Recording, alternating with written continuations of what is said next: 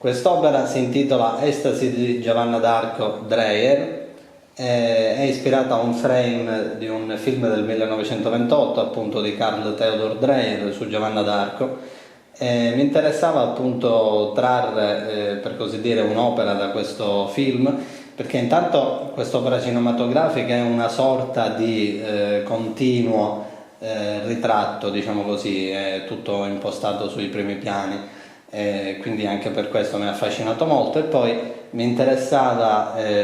diciamo, la figura di Giovanna d'Arco come santa costantemente in estasi, non come guerriera, e quindi ho appunto tratto quest'opera da un'immagine, da un frammento del film, in particolare, come si vede, qui Giovanna d'Arco è in estasi,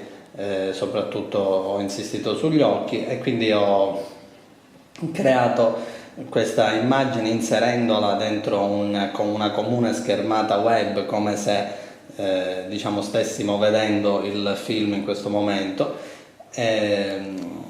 quest'opera, che fa parte della serie dell'Estasi, in particolare è un'opera grafica ed è eseguita a carboncino.